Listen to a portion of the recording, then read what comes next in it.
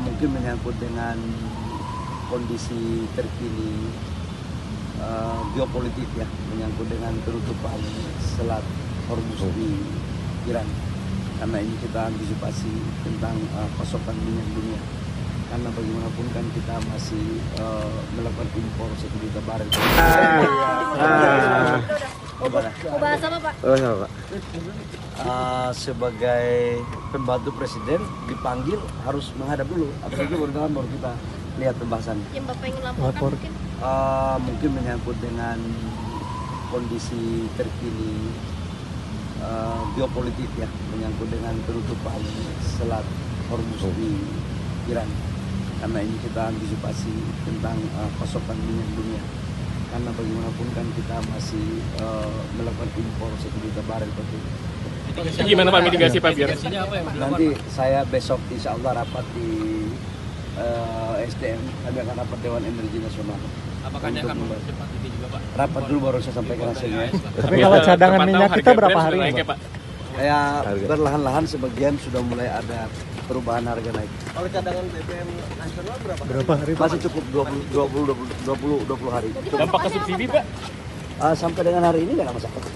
Tapi kan harga dunia kan pasti akan terjadi koreksi ketika kondisi geopolitik yang tetap terus memanas di Timur Tengah. Alternatif yang akan dilakukan? Besok saya akan melakukan rapat dengan Dewan Energi Nasional. Setelah itu baru saya akan menyampaikan apa hasil dari analisa dan kajian dari Dewan Energi Nasional. Ya. Pak, update tambang Martabe Pak, itu gimana Pak kelanjutannya Pak? Apakah dikembalikan ke UNTR Pak? Pak, impor AS? Tambang emas Martabe Pak. Impor, kan saya sudah katakan bahwa impor AS itu setelah ditandatangani, kemudian baru kita melakukan tindak lanjutnya secara detail. Dan itu kan kita kasih kesempatan waktu sekitar 60 hari sampai 90 hari. Dan sampai dengan hari ini saya pikir sebagian sudah kita ambil dari AS, terutama LPG ya, sebagian sudah kita ambil. Ya. Ini masih punya waktu 30 hari ya Pak? Masih. Pak, besok rapatnya jam berapa? Pagi.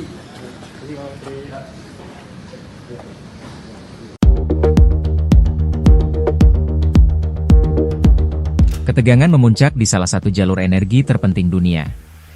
Lebih dari 150 kapal tanker, termasuk pembawa minyak mentah dan LNG, terpaksa menurunkan jangkar di Teluk Persia dekat Selat Hormuz. Di tengah perang antara Iran melawan Amerika Serikat dan Israel, jalur sempit yang menjadi urat nadi distribusi energi global itu mendadak lumpuh.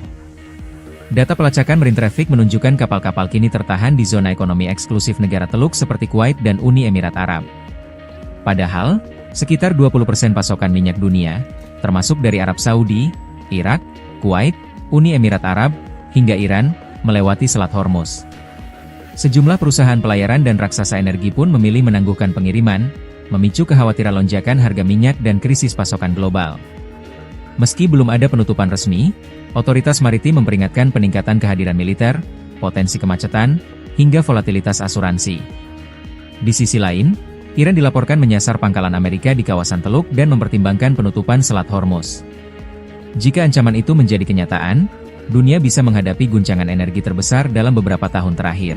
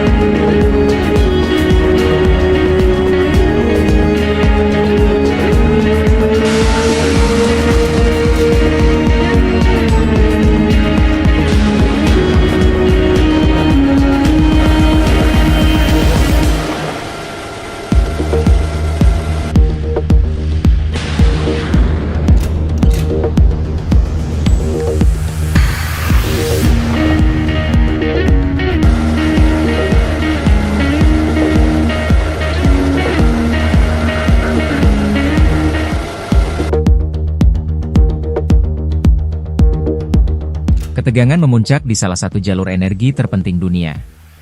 Lebih dari 150 kapal tanker, termasuk pembawa minyak mentah dan LNG, terpaksa menurunkan jangkar di Teluk Persia dekat Selat Hormuz.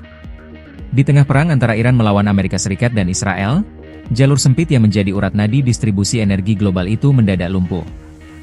Data pelacakan Marine Traffic menunjukkan kapal-kapal kini tertahan di zona ekonomi eksklusif negara Teluk seperti Kuwait dan Uni Emirat Arab.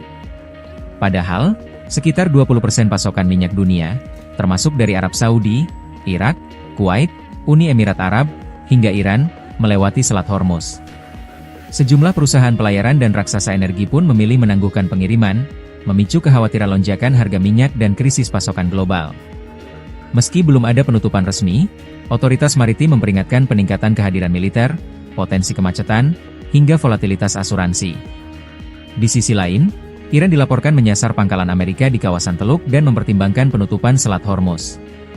Jika ancaman itu menjadi kenyataan, dunia bisa menghadapi guncangan energi terbesar dalam beberapa tahun terakhir.